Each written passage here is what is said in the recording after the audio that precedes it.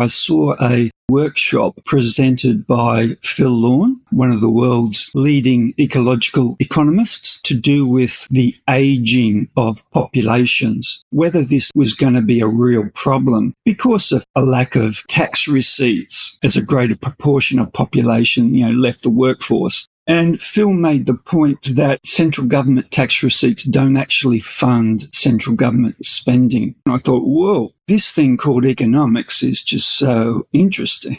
And MMT can help.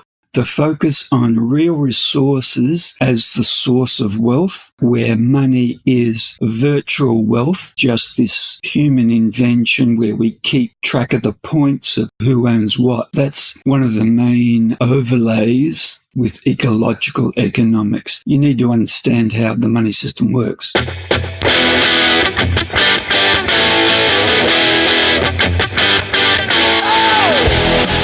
This is the MMT Podcast with Patricia Pino and Christian Riley. Hi, I'm Christian Riley and welcome to the Modern Monetary Theory Podcast. You can find us on Twitter at MMT Podcast, and you can support the show by going to patreon.com/MMT Podcast. Support starts at $1 a month or £1 a month or whatever the equivalent is wherever you live. And no matter what level of support you give, you get early access to all of our episodes and patron-only episodes where you can ask me and Patricia MMT questions. A big thank you to all of our supporters so far. At the beginning there, you heard this week's guest, journalist Stephen Williams, writer and co-editor of a recently published book, Sustainability and the New Economics. And in a moment, Christian and Patricia will be speaking to him about the end of the world. And the fun thing is that we can avoid it, but it's politically impossible. Even though public opinion and logic agree that switching to renewable energy and not being dependent on autocratic petrostates are both good ideas, and even though we just proved to ourselves that we can cut carbon emissions drastically and still put food on the table. That's just one side of the debate. On the other side, there's numbers. That's right, big, scary numbers. As any politician from a coal-rich constituency will tell you, pollution, rising sea levels, ocean acidification, floods, droughts, and wildfires don't kill people. Deficits do.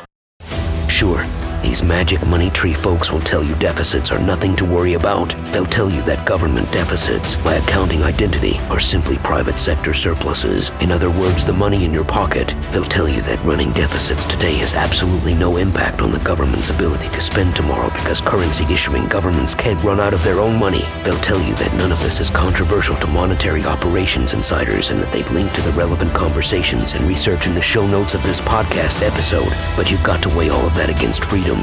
Yes, the freedom to not do an obvious slam dunk win-win thing that'll save the world and make it habitable for future generations.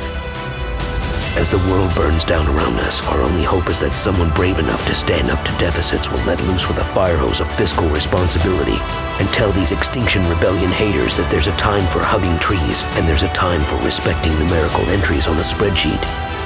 Folks, guess which time we're living in? I'll give you a clue.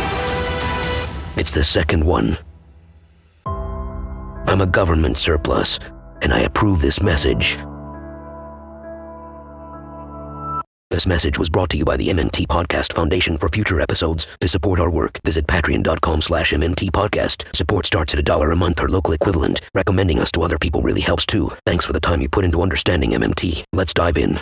Welcome one and all to the MMT Podcast. I'm Christian Riley. And I'm Patricia Pino. And we're delighted to be joined today by one of the writers and co-editors of a new book from Springer, and it's entitled Sustainability and the New Economics, which has chapters by Stephen Hale, Steve Keen, Phil Lorne, and many more. But because this is our first time talking to you, Stephen, I wondered if you could tell us how you first came to MMT. Was there a light bulb moment? There was. That would go back to 2015, where I saw a video of a workshop that was presented by Phil Lorne, one of the world's leading ecological economists. He was presenting at a workshop to do with this problem of the aging of populations in high-income countries and whether this aging of the population was going to be a real problem because of things like a lack of tax receipts to central governments as a greater proportion of population, left the workforce. And Phil made the point that, well, central government tax receipts don't actually fund central government spending of, monetary sovereign nations. And I'd never heard that before. And I thought, whoa, this is interesting stuff. And the presentation he gave was very good, very exciting, very energetic. And interestingly enough, Phil never mentioned the words modern monetary theory. So at that point, 7 years ago, I didn't know there was such a thing as MMT, but I knew there was this other way of looking at least macroeconomics. And I'll never forget watching that video and just thinking, wow, this thing called economics is just so interesting. What's it really all about? Even though most of us know or have known since high school that economics is very much a contested discipline. You get two economists in a room and you've got an argument straight away. And anyway, a few years later, I ran across Bill Mitchell's blog. And I think this is a way many people come to MMT, through hearing about Bill Mitchell's blog or just stumbling across it. And once you start reading Bill Mitchell's blog, you soon get an understanding of MMT, if you're serious about reading that blog and read it carefully. And so, one thing leads to another. You start reading some books and some academic papers. And if you have an open mind and you're a good critical thinker, you will find it hard to critique MMT. You will start to look at mainstream criticisms of MMT, and you find those criticisms, well, banal, really, extremely disappointing. And you think, what's wrong with these mainstream economists that they cannot engage with what they claim to be is a ridiculous theory or even, a non-theory? And if they can't mount decent criticisms of this thing, then there's something seriously wrong with mainstream economics, which people like me who come at this from more of an ecological or environmental or sustainability perspective, we've always been very suspect of mainstream economics anyway. We can see the failure of mainstream economics all around us. That includes particularly the destruction of the natural environment. That wouldn't be happening if mainstream economics was correct. So is it fair to say that it was MMT's focus on real resources that was the attraction for you? Correct, because that's one of the main overlays or one of the main areas of synergy with ecological economics. The focus on real resources as the source of wealth, as the wellspring of wealth, where money is virtual wealth and money is just this human invention where we keep track of the points of, who owns what. That was pure gold. And this leads to the next important point. If real resources are really what it's all about, then, okay, how much real resources do we have available to us? Do we have these idle resources that we can bring into the economic process? Or are there no real idle resources anymore because we are into this thing called overshoot, where particularly in high-income countries, we have already exhausted the real resources available on a sustainable footing? That's the question that MMT can't really respond to. You need ecological economists and other scientists to answer that question. With your book, Sustainability and the New Economics, before we get into those solutions, Stephen, in your book, you outline the problem to be solved by putting it in historical context, and you have a section called How We Got Here. So, Stephen, could you just lay that out for us? Where is here and how did we get here? Well, agriculture is discovered about 12,000 years ago. Then that leads to the establishment of the first villages, towns, and other settlements. Then this newfangled thing called money comes along about 5,000 years ago or so. That's where MMT is very good on discussing the history of money. Then we have capitalism establishes itself about 700 years ago or so. The Industrial Revolution, on it goes with this idea of conquest of the natural world, that the natural thing for humans to do is to subdue and tame the natural environment. But it's a plaything, if you like. It's a plaything. It's a human duty to subdue it. And even something like slavery becomes a human duty to some of these economists a couple of hundred years ago. They had to enslave these people in the Caribbean and Africa and whatever. This is doing God's work. So we get Christianity tied up with this thing as well. So anyway, from a scientific point of view, it's really Earth system scientists that can quantify this thing called overshoot that I'll keep coming back to. Until we can come to terms with biocapacity, which every country has and which the Earth has, it's this thing called biocapacity, and going beyond our biocapacity into overshoot. That really is the fundamental problem we have to address. And MMT can help with that. But MMT by itself is not going to solve that problem. Also, I noticed you wrote in the introduction that the book touches on the history of neoliberalism as both a reaction to the Keynesian revolution in economics and also as a reaction to the environmental movement. Could you say more about that? I understood it from the point of view as a reaction to Keynesianism, but I didn't realize they were aimed at the environmental movement as well. Yeah, very much so. So this involves a study of the history of neoliberalism, which goes back well before, say, the 1970s, when most people would identify the emergence of neoliberalism into our politics. But those people were working behind the scenes well before then, going back to the 30s and 40s when they first started their work with the Mont Pelerin Society and similar institutions like that. So those people who were part of the elites, part of the status quo, they didn't like things like the New Deal emerging in the United States. They didn't like Keynesianism. So they were working steadily to build up their philosophy. And then when the ecological movement started to manifest itself from the late 1960s onwards, that was more fuel to their fire. They hated anything to do with putting restrictions on what they wanted to do, which was to get rid of government regulation in particular.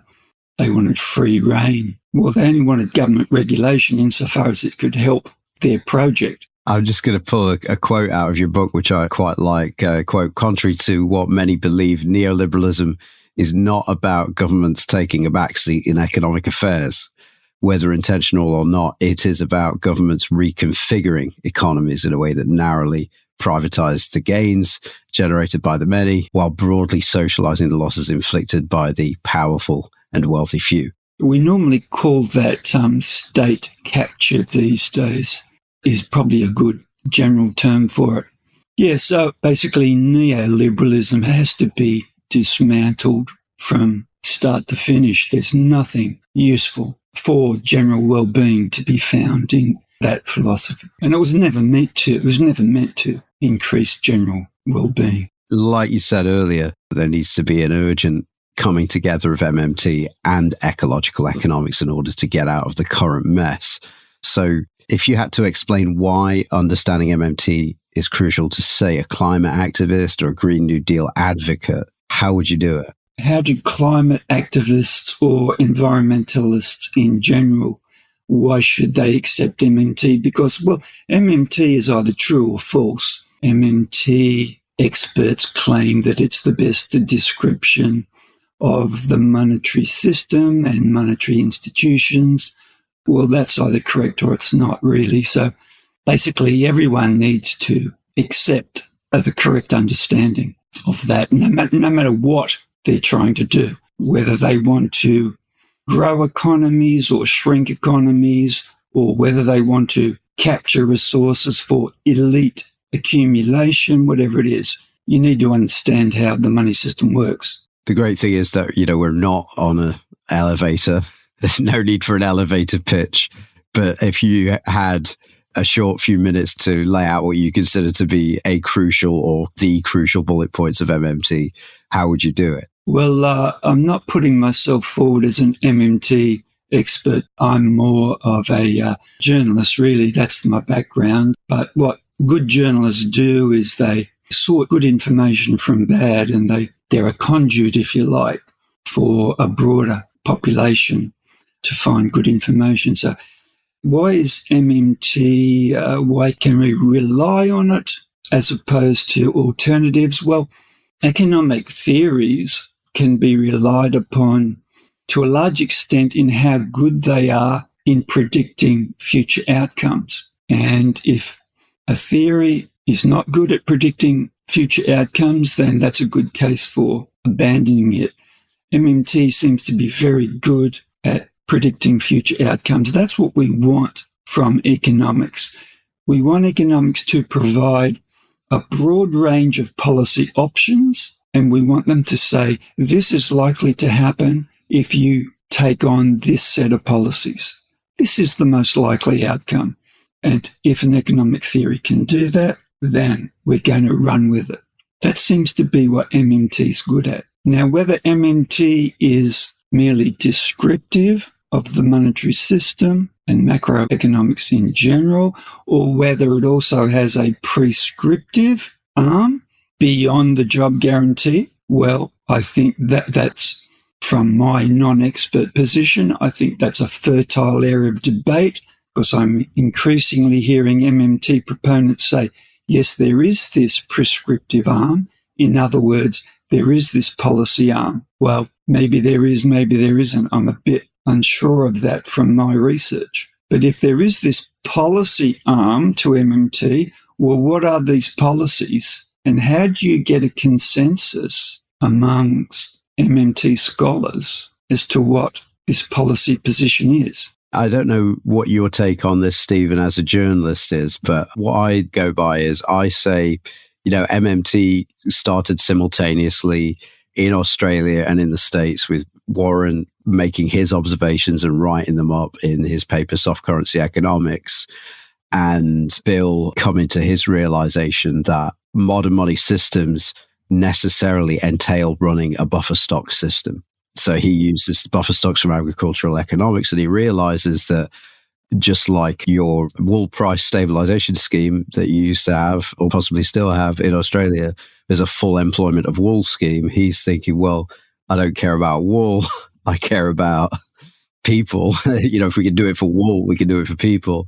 And also at the same time, Warren's realizing, if we not necessarily have to have a buffer stock in order to ensure price stability, or if you're not choosing a buffer stock is still a buffer stock. It's a buffer stock of unemployed humans. So they both come to this realization that, okay, you could call that a job guarantee if you like. Your job is to stay home and have a miserable life and fight inflation. And all MMT is proposing. And you can find this in many blogs by Bill. And there's also a good primer by Randy Ray that was on the New Economics Perspectives blog, which is just like, what I consider to be in MMT. And they all agree, all those core people that wrote the early stuff, Matt Forstater, Scott Fulweiler, they all agree that this buffer stock policy is in MMT. So we should make sure that it's an employed buffer stock rather than an unemployed buffer stock, because it's just on a point of logic better than what we've got. So that's the way I would go about sort of answering that question for myself, is like, what do the authors of MMT think about it? And I'd go with that. And then I know there are other people who say, oh, I'm MMT. And then they go, but I don't agree with the job guarantee. Or it's just like, well, okay, we'll say that you're MMT friendly then, because as far as the authors of it are concerned, that, it is in MMT. I agree. I think Bill Mitchell, on my reading at least of Bill Mitchell, he explains why there is this exception with the job guarantee. It sounds like a policy, but then, as you just said, Bill says, well, you either have a buffer stock of unemployed people or you have a buffer stock of employed people. So MMT is forced in a way to have what sounds like a policy, the job guarantee. It's not really a policy in the normal sense because you're forced into taking this position. And also on my reading of Bill Mitchell, he is an MMT theorist who's less prone to saying there is this prescriptive side to MMT. Because let's remember that the critics of MMT often say, oh, Japan is doing MMT, or the US is now doing MMT because of COVID or some other crisis. And people like Bill Mitchell will respond by saying, well, of course you are wrong because you cannot do MMT. There's no such thing. MMT is simply a lens or a framework which peels back the veneer to show us what is really going on now. So if you're going to come along and say, well, MMT is a bunch of policies, then those critics can say Japan is doing MMT or some other country is doing MMT. So they're opening up a huge can of worms, it seems to me. You can spot the bad faith critiques a mile off, so I don't bother really engaging with them, to tell you the truth, because there are people out there who will go, MMT is just people going around saying deficits don't matter, or MMT is just people saying you don't need to tax anyone, which is completely wrong. You know, taxes are the thing that, allows the government to spend and stuff like that. So I just think, just like any idea or suite of ideas, that enough has been written about it, and including tweets, that people will just seize on them and go, oh, look at this sentence here. Let me cherry pick a few words out of this sentence and say that's MMT. So I think in a world where that's happening, the good thing that we've got at the moment is that we can actually get Warren on the phone or Bill on the phone and go, hey, is this MMT or is it not? Because I think it's great. It's like being able to talk about Marxism with Marx. These guys are actually alive right now and very eloquent. It's a shame, I think, with the benefit of hindsight, that those early MMT theorists didn't put out a kind of simple co-written book in the early days, just with a simple summary of what MMT is. I mean, I know there's Warren's soft economics and some other things, but if there was a kind of fundamental text where any critic would be forced to go to that fundamental text, where they could not misrepresent MMT because you simply point them to the fund. Now, I know there's now the MMT textbook called Macroeconomics, which I've read through a couple of times. There's some other texts, but you see my point. I think this is why the need to have that maybe single point of contact for the newly interested parties to go to, it didn't become apparent until earlier in the last decade, or maybe halfway through the last decade, I think. And they'd been going since the 90s, I think. So at that point, you've got maybe Warren decided to write his MMT white paper, which is probably succinct from the horse's mouth. I think he tried to make it as crisp as he could make it with that. So I think that's a good touchstone. But then also the thing that I use, because it's a published article aimed at lay people, is that Stephen Hale wrote What is MMT Explainer. Yes, on the Conversation website. Exactly. Yeah. And I think that to me that's my go-to, because you could read it in 10 minutes. And I always think, to somebody who's newly interested, I go, hey, read this and tell me if you have any questions, because the questions that will be stimulated by you reading anything else might not necessarily be legitimate questions, because you might not really be reading a description of MMT. So yeah, I go for that one as well. I mean, Warren's white paper is also excellent. And, and obviously Bill writes chapter and verse, but his blog is so vast, which is wonderful. But if you kind of think, okay, what's the MMT take on interest rates? And you go to Bill's blog and you type in interest rates in the search bar, you get 1 billion hits. So it's tricky. But speaking of Stephen Hale, he's the guy you went to for the MMT section of your book, I guess. Given that what we're trying to do is, create a synthesis between what we're going to call the new economics and ecological economics, Stephen, what would you say are the crucial points to be understood about ecological economics that perhaps aren't getting the emphasis they need right now? Ecological economics tries to establish the fundamental rules of the game. Now, these rules of the game are set by nature or the planet. These manifest themselves in what we know through physics, chemistry, biology, ecology, earth system sciences. This is the starting point, or should be the starting point of any economics. What are the fundamental rules of the game? The money system is a newfangled thing, whereas the universe, the solar system, the planet, life on Earth, how we explain all that through the natural sciences, well, that's been around for billions of years. And those laws, those fundamental laws, such as the laws of thermodynamics, they were, as far as we know, created at the Big Bang. So you can't get any more fundamental than that. So that should be our starting point when you introduce students to economics on sort of day one of their university course.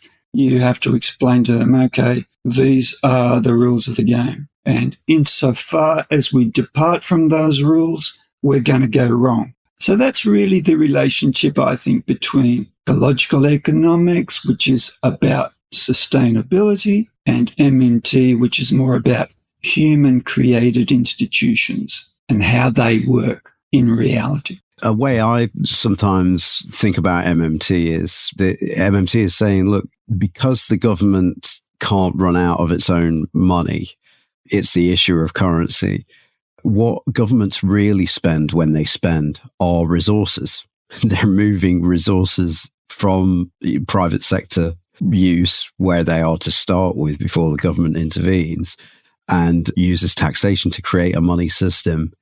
And now it can acquire and spend, for want of a better word, those real resources. So then that gets everybody focused on, okay, you can't spend what you don't have.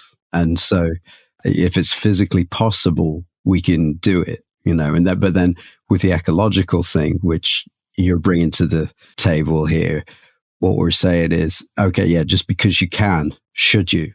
Are you going to deploy those resources in a way that will make life unsustainable for humans? So it seems to me, in order to budget with the real resources available to us and allocate them in a sustainable way, each nation needs to do an extensive, exhaustive stock take of their actual real resources. Now, are there any such efforts underway as far as you know? Sort of. Take the UK, for instance. You had something called the Sustainable Development Commission, which did some good work. It produced at least one outstanding report, which was called Prosperity Without Growth. That was published in book form in 2009. The lead author was Professor Tim Jackson. He's still a major voice in ecological economics. And I noticed he's put a toe in the water recently on MMT. But that Sustainable Development Commission was cancelled by the Conservative government because the Sustainable Development Commission was too expensive, because your government didn't have enough money. You were running out of money. This is where MMT, of course, is so important in getting rid of those myths. Of course, you'd be in a much better position now if that Sustainable Development Commission had kept going and built up a body of knowledge, built up knowledge about the UK's biocapacity, which I have no doubt you have breached decades ago. The only way the UK survives as it does is by appropriating the resources of other countries around the world, particularly low-income countries. That's how you survive. That's how all high-income countries survive. They've blown their own resource budgets, so they have to rape and pillage other countries. So are these things happening? Nowhere near enough as much as they should. There is a desperately urgent need for every country in the world to essentially pursue a sustainability trajectory. How do they do that? Every country needs to set up an independent group of experts who can scientifically analyze this stuff. How are you going to do that? Well, you need more democracy so the people can insist that this happens. What you mentioned about basically that there are some things worth funding in order to get us out of the problem where we are. And often when I engage with other progressives who care deeply about the environment, about on MMT, and we talk about the job guarantee, one of the main criticisms, say, or pushbacks is that they claim that a full employment policy is inherently against the environment. And I wanted to know what your view on that was, or how would you go about approaching a question like that? I don't understand how they could argue that. They would need to flesh out what their argument is. Maybe they're thinking it would lead to economic growth, which they might be rightly suspicious of, but you can easily have a job guarantee, let's call it a green job guarantee, and have degrowth at the same time, if that's what they want, by, for instance, changing the definition of full-time work. I've got no doubt that a full-time job should be maximum 4 days a week and probably even 3 days a week if we are going to get our societies within planetary boundaries, which is a word I haven't used before on this podcast, but it's another way of explaining what this biocapacity is, what this overshoot problem is. So no, I've never even thought that the job guarantee would be antithetical to sustainability. In fact, the opposite is true. The way I tend to shoot that one down is say, okay, well, like you just said, Stephen, yeah, we should be working less, or there should at least be less toil. And, you know, the way to guarantee that that's an option for everybody is have the job guarantee job be a 30-hour week or a 20-hour week, whatever you think it should be, and it pay a socially inclusive wage, you know, a real wage. And then the rest of the economy, the private sector has to snap into line with that. I think it's a way to have full employment and more quality time to yourself. Let's remember that employment is a fundamental human right. It's there in the Charter of Human Rights, and central banks have a mandate usually to ensure or to work towards full employment. The only way you're going to get that, it seems to me, is a job guarantee.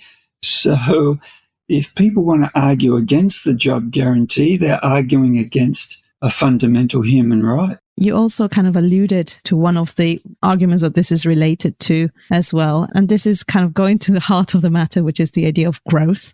And I know that there is an academic definition of growth. And then I guess people also have their own ideas of what growth means.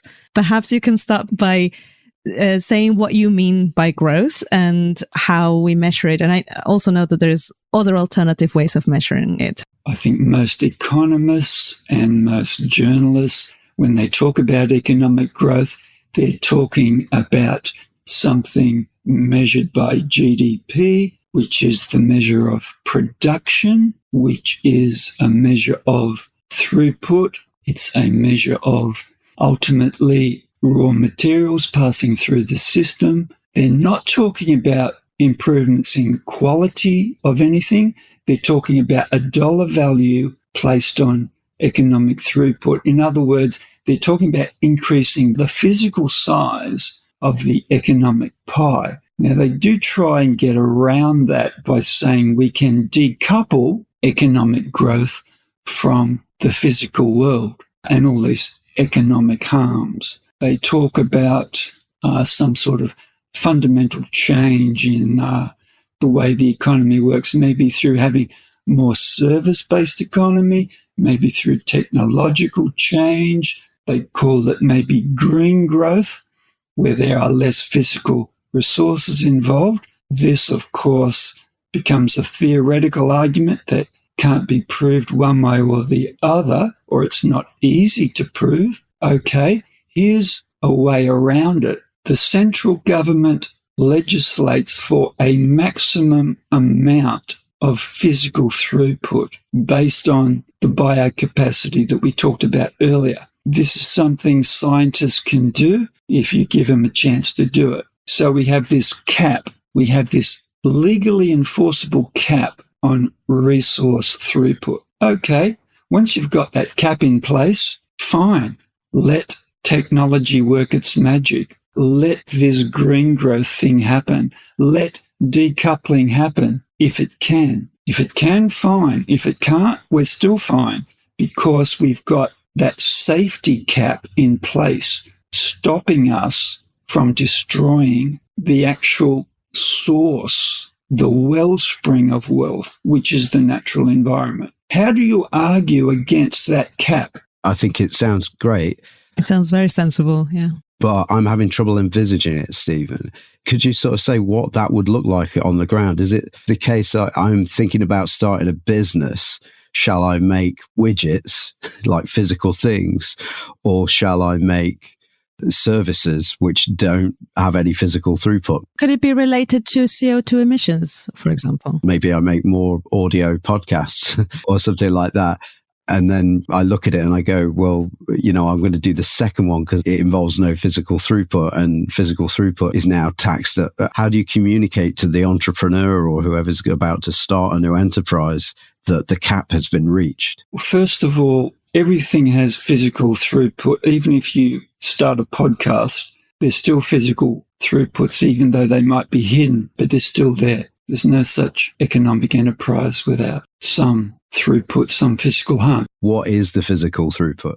Well, you've got to use energy for a start, right? You're using electricity. You've got your computers and your peripherals, which you're updating every 3 years. There's all this embodied energy, embodied resources in whatever you're using. You've had to get an education, right? There's all kinds of resources used in getting your education. You're inside a building, right? Yeah. You're using transport. You know, when you look into these things deeply. But hopefully I would be inside a building if I were unemployed. I would be eating food if I were unemployed and not running a business. Yeah, it's better than running a coal mine or something. But the point is there's always some, even if they're quite small, there is some physical throughput. Anyway, we already have caps in place for things like fishing. There are quotas now on fishing in most places, and those quotas tend to get tighter or more restrictive over time as we realise how desperate the fish stocks are.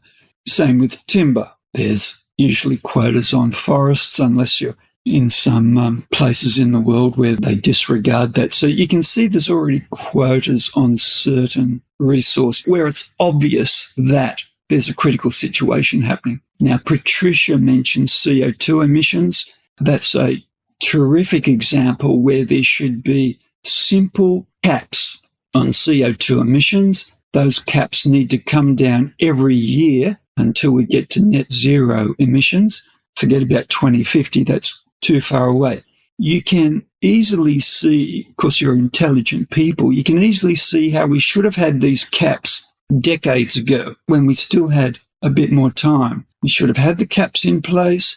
They should have come down every year till we get within our biocapacity, and we wouldn't be anywhere near the terrible existential crisis we're facing now. All we've done is delay, and all that delay has done is decrease the world's real wealth. We're simply eating into that natural capital every day and decreasing real wealth. That's mainstream economics for you in a nutshell. So how do we go about measuring quality instead of quantity?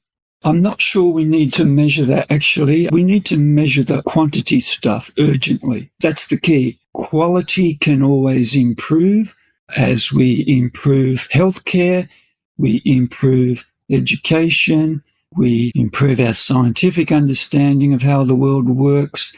We can always improve the quality of the things we manufacture, that's no problem. We all want that. We can always improve the quality of our personal relationships. We can always learn to love each other better and appreciate each other better, have better family and friends. So, no, the critical thing is to measure the quantity and to urgently get the world's economy and individual economies within their biocapacities, because we're frankly getting close to twice the size that the world economy could be on a sustainable basis. That's a very scary figure, and it shows the urgency of what we need to do.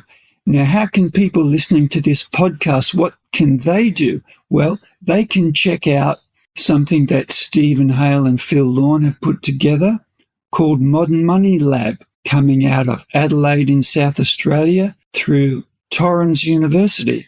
What these guys have put together is what they think is a first for the world, which is economic courses that combine ecological economics and modern monetary theory. Will they be broadcasted, or are they just physical courses? These are online courses. Anyone in the world can do them if they can speak English, and there will be a cost. There will be some cost to do the courses, but people should keep an eye on their website. They will be soon announcing precisely what the courses are and how people can apply to do them, and people can learn all about this stuff that we're talking about today. In order to get behind the idea of the ecological limits, or the limits to the biophysical throughput? Biocapacity, we normally call it, yeah. Sorry, yeah. To understand that, and how, if we were running the system rationally, what the rules would look like.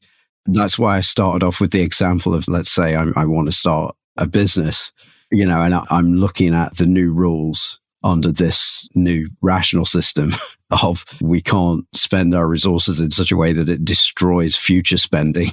So I'm wondering, we talked about, okay, so even if you do something that's just a desk and a computer in a room, the carbon is being put into the atmosphere because of the way we do energy provision right now.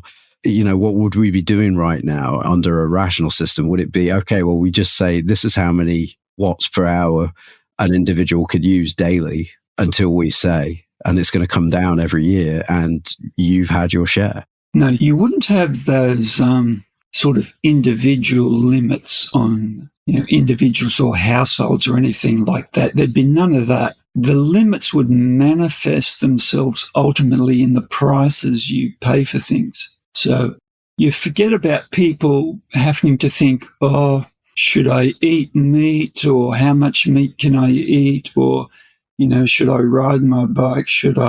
What sort of light bulb should I, all this insane stuff where you put the burden on individuals to become experts in sustainability.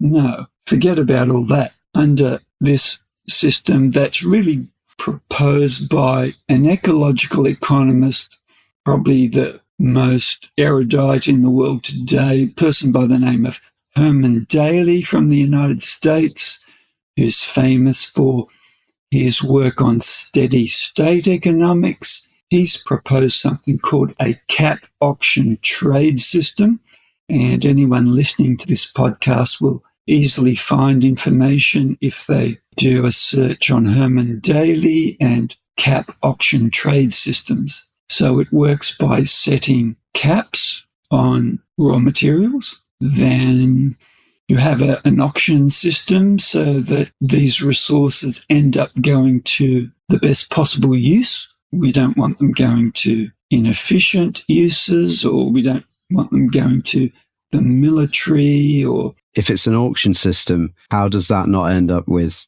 the highest bidder has the power?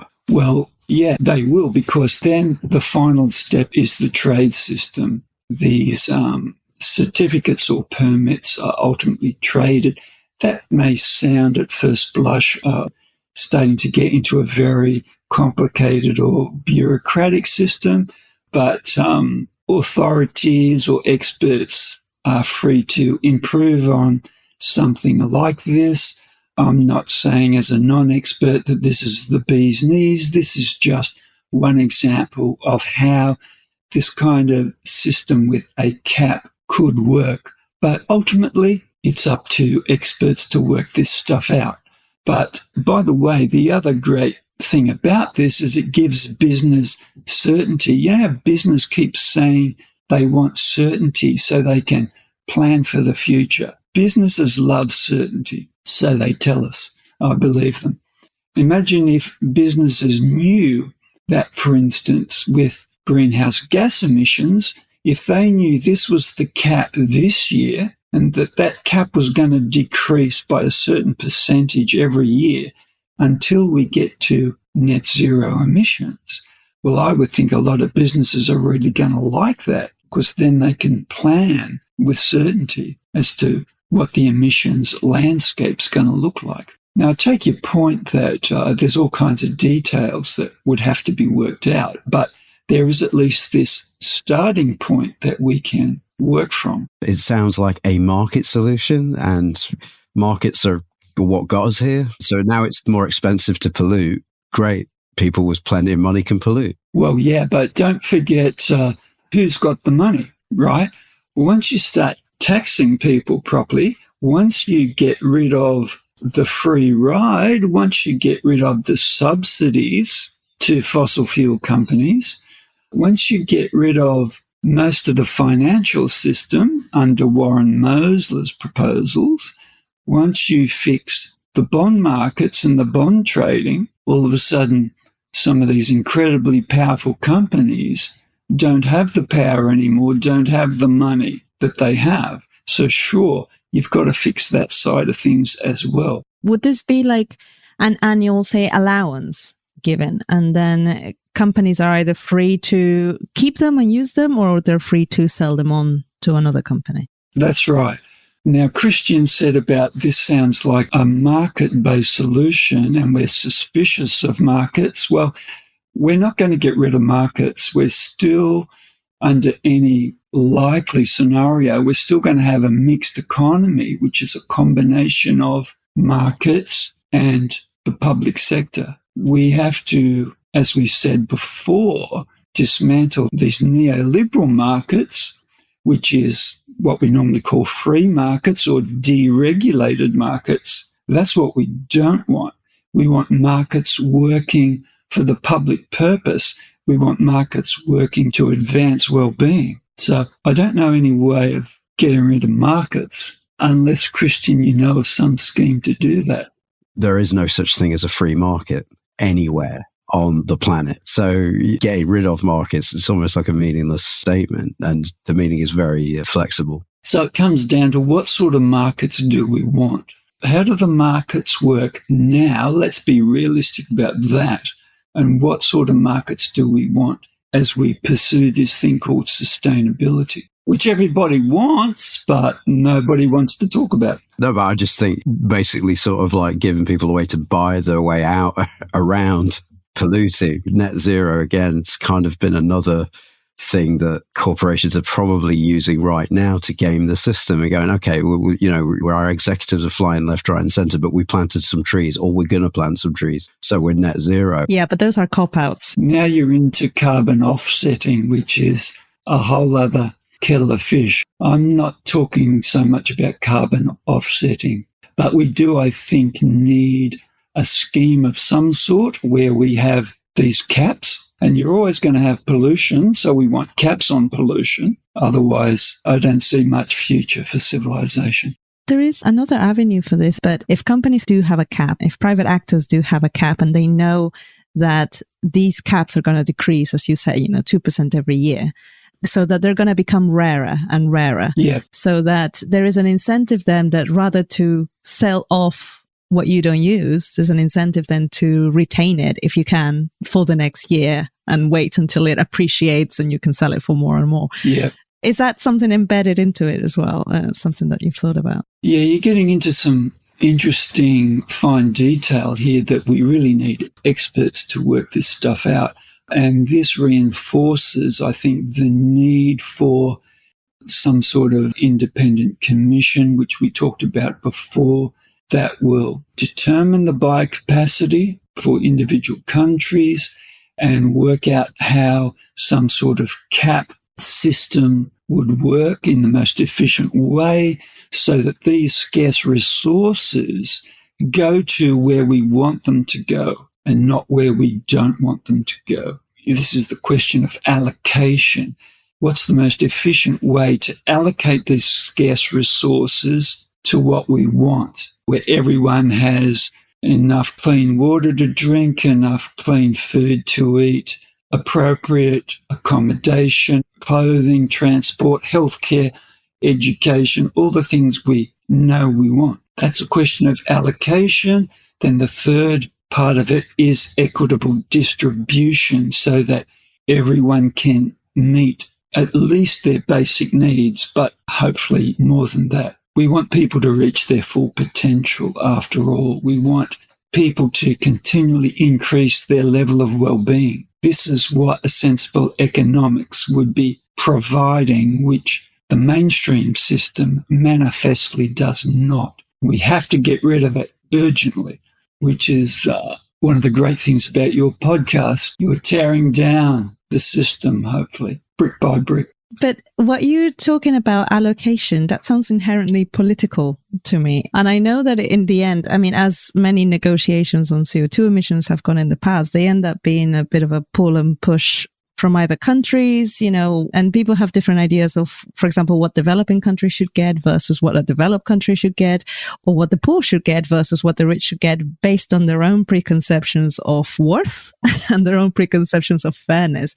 Do you see that as an obstacle? Well, everything's ultimately political, isn't it? Yeah, absolutely. Yeah. Politics is the art of deciding who gets what. As you said, who's worth what? What's the worth of a central banker compared with a healthcare worker in the middle of COVID-19 pandemic? A pandemic, by the way, almost certainly caused by economic growth. That's becoming increasingly clear in the scientific literature. They want to get over the pandemic as quickly as possible so they can get back to business as usual, which is simply ensuring the destruction of human civilization. That's what we're playing for here. That's what this is all about. As melodramatic as that might sound, we are absolutely involved in preserving human civilization. It's nothing less than that. As the latest IPCC report says, you only have to read the headlines to see that we are in the gravest danger as a global civilization. Every government should be calling code red straight away, pulling that emergency cord. Everything now has to be geared towards turning the ship around where if we haven't hit the iceberg already, we're just about to. It's a battle for survival, really. It's that serious. That's the tough thing when we talk about this issue, which really is, like you say, when you lay it out, this is the issue and everything is political and our politics should be about this right now. And it's not. And I think the hard problem is making it urgent.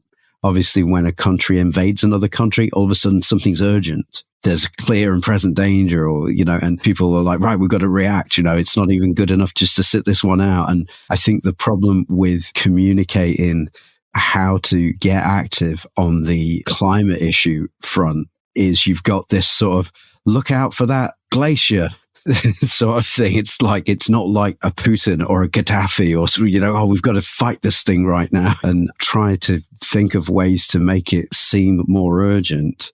I haven't really seen any way to make it any more urgent, really. We get these reports, but like you say, they've been coming since the 60s. You know, we can't go on like this. Yeah, well, in Australia, the population is starting to wake up to this. As we speak, we've got the worst flooding on the east coast of Australia in recorded history. Whole towns flooded. People are seeing in their daily lives that this is life and death. People are dying in floods on the east coast of Australia. Meanwhile, we've got wildfires on the other side of Australia. We simply go from drought to wildfires to flooding in Australia now in just a seasonal rotation. Most of us who look at this stuff, we've known about this stuff for decades. I mean, the IPCC was formed in 1988.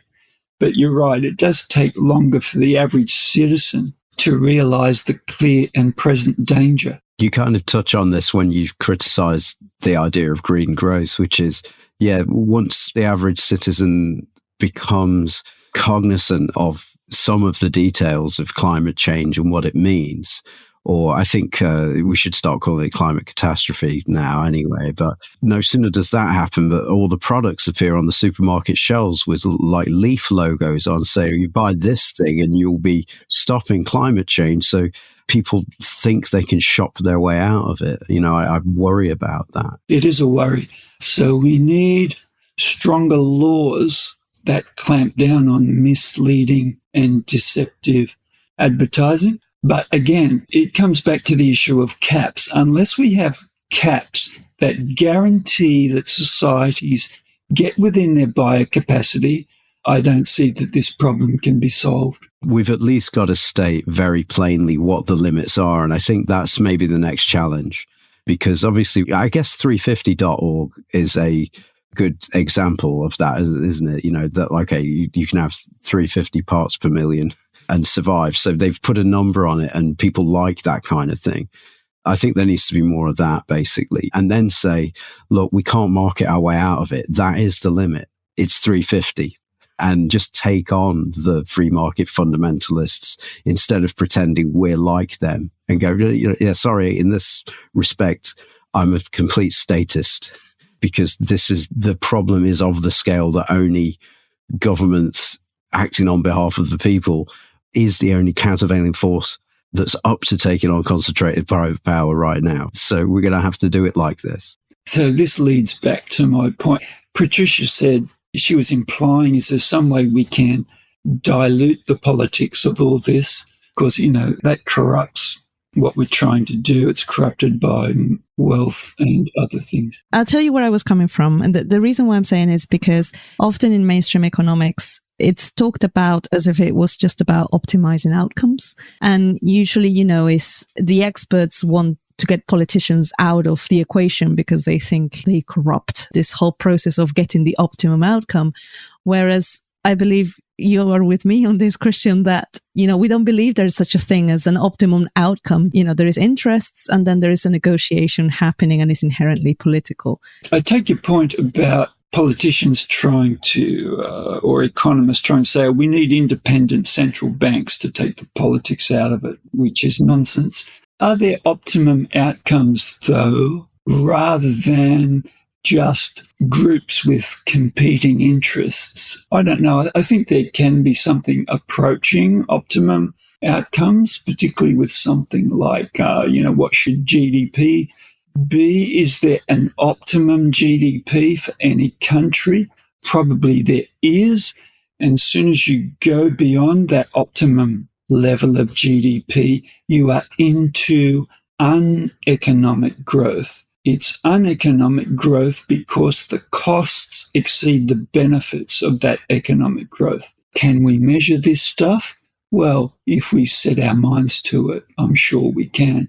But again, you have to set your mind to it. You have to have the experts working on this. But on that topic of should there be a maximum GDP, now in donut economics, Kate Raworth talks about GDP she calls it the cuckoo indicator, right? That in the absence of any other indicator, economics has got hold of GDP and said up is good, down is bad. It doesn't tell you anything about the quality of the output. It tells you dollar amounts, like you said earlier, Stephen.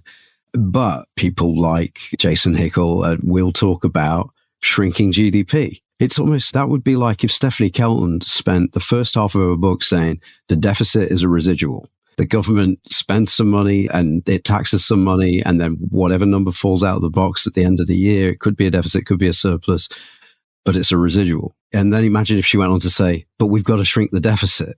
That's what it feels like to me. We've got to make up our minds here. Is GDP a residual, or is it something that we've got to shrink? I feel that we get a lot of confused messaging coming out of our friends who I think we're all aligned with in the ecological movement. But when we talk about degrowth, the only number that we're paying attention to right now is GDP. So they can only mean degrowing GDP. Ultimately, it does. If you're a country and you're beyond your biocapacity, then you've got to urgently get back within your biocapacity. The only way you can do that is through shrinking throughput. The amount of raw materials that go through the system end up as goods and services, then come out the other end as waste. But don't you worry that you could shrink GDP and throughput could go up? Do you know what I mean? Because it's such a bad indicator. I think, we've got to decide what to do with GDP. Targeting GDP, you can imagine loads of companies who are big polluters going, yeah, we did our bit to shrink GDP. But meantime, carbon emissions are going through the roof. Well, carbon emissions won't go through the roof if you legislate for caps and you have a system that works. In other words, that those legislated caps are enforced. That's why I keep emphasizing that caps are so important. Stephanie Kelton is right when she says you should start with where you want to end up. Start with the position you want to end up in. Now, that position should be that we want sustainable societies. That's what we want to end up with. Okay, then we work our way back from that. Okay, so we define what we mean by a sustainable society. Then we say, okay, how can we possibly achieve this thing? What are the components of it? One component of it is the ecological component, which means we don't breach the biocapacity. I'm sorry if I'm sounding like a broken record on this, but this is how important it is. There's no future in breaching biocapacity. You just end up with a collapse. And does any of us want a collapsed society? Not if we're sane. Okay, so we got to measure that. Then we work our way back and we get to GDP pretty soon. We get to GDP, which is, it's not a measure of well-being. It's not a measure of quality. It's usually said to indicate national income, right? People want to continually increase national income because they think that's wealth, right? They think that's well-being. They have the wrong conception of well-being. So, okay, we have to measure well-being. What is well-being? How do we measure it? We probably need a range of indicators to measure well-being. So GDP stops becoming a target because it's not well-being. Even GDP per capita, real GDP per capita, shouldn't be confused with well-being. If you're interested in well-being, the much better indicator is the genuine progress indicator, where Phil Lawn is an expert. So whereas GDP simply adds everything together, whether they are good or bad, the genuine progress indicator subtracts the bad things from the good things and ends up with a sort of a net value, which is much more useful, I think, than simply adding up all the bad with the good and simply getting a gross figure. I think what we've become accustomed to as human beings is somebody giving us a metric and saying, make this number go up, right? So if you can create a metric where when that number goes up, life gets better, I think that's the way out of it. And absolutely, GDP is not that number. And that is the problem. But I struggle with targeting economic growth wholesale because, you can say the sentence less is more out loud. It's kind of enigmatic, but to people struggling to pay for the basics, which is lots of us, for us, actually more is more. We've been through recession after recession, crisis after crisis. Every time we survive these events, those of us left standing have downsized. We have degrown. Our lives are harder. It hasn't gotten us off fossil fuels. It hasn't stopped corporations from profiting by creating negative externalities that the rest of us have to pay for. So, in practical terms, it leaves me to say, what policies are we proposing here? Because I know about economic degrowth and the working class know about degrowth because they've been doing that since neoliberalism. You're talking austerity. Degrowth applies to economies as a whole, and not every economy, by the way. Some, low-income countries need to increase the size of their economies.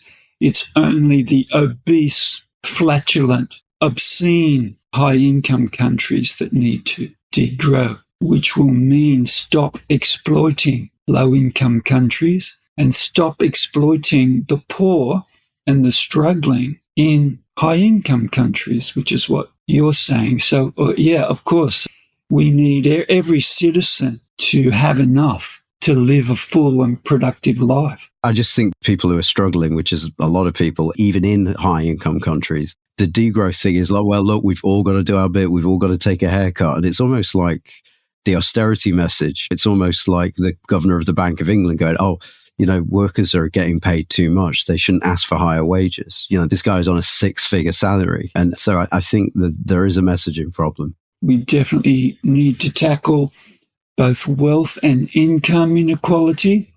That's a cancer on societies. I believe the latest IPCC report refers to this problem. We need to tackle that urgently. I would put a cap on incomes. You have a maximum income above which you're taxed at 100%. I like that as well. Yeah. Me too. And why should anyone earn more than the Prime Minister? Is there any more important job than being a Prime Minister? Now, let's face it, these people don't earn their incomes. They haven't earned their wealth. It simply comes to them by rigging the game. This is not money they've earned. This is just money that flows to them effortlessly. I do think it starts with somebody boldly saying, hey, I think if you're earning more than this, it's too much. Now come at me. I think that's a good starting point. I mean, you got to get rid of billionaires for a start. Yeah, exactly. You know what? I've asked this question. I've asked people this on social media before. You know what social media is like? Anybody with a half-baked opinion pipes up. And if you go to these people, how rich is too rich, they will not put a number on it. They'll say all kinds of things, but they will not put a number on it. Start with the Prime Minister's salary and go from there. But this is the beauty of MMT. It teaches us that we don't need these rich people. We don't need their taxes. We don't need these corporations to fund things. We don't need corporations to do all this important stuff as if the government is short of money. It's monetary sovereign governments that have the power. They set the rules. We need the full suite of policy options available to the voting public so we can decide what sort of society we want. That's the beauty of MMT. It shows where the power lies, not with the bond markets, not with the big companies. They're supplicants, as Bill Mitchell likes to say. Can I just ask, Stephen, what's the best place to get your book? Type in the book's title. It'll take you to whatever online bookshop you care to shop at. People should at the very least get their local library to order the book in so they can borrow the book that way if they can't afford a copy. Is it the first of its kind? As far as I know, yeah, it's the first to combine ecological economics and MMT in this kind of overt way. Amazing. So we're going to link to where people can get hold of their copy of Sustainability and the New Economics. And also, before we go, Stephen, is there anywhere else you'd like listeners to go online or in the real world? Any course of action you'd like people to take in order to get us to that sustainable future? I'd like them to go to the Modern Money Lab website where there's a large range of resources for them. That would be my first port of call. Other than that, they should look at Herman Daly's top 10 policies to create sustainability. Thanks for that. We've been talking to journalist, writer, and co-editor of Sustainability and the New Economics, Stephen Williams.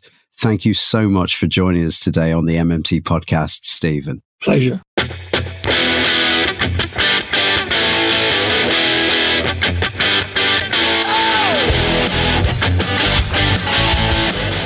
That was the MMT podcast with Patricia Pino and Christian Riley. Don't forget, you can support the show through Patreon, starting at $1 a month and get access to patron-only episodes. You can do that by going to patreon.com/MMT podcast. You can also find me on Twitter at MMT podcast, and you can find Patricia on Twitter at Patricia N. Pino, and you can email us at mmtpodcast@outlook.com. Thanks for listening, and we hope to hear from you.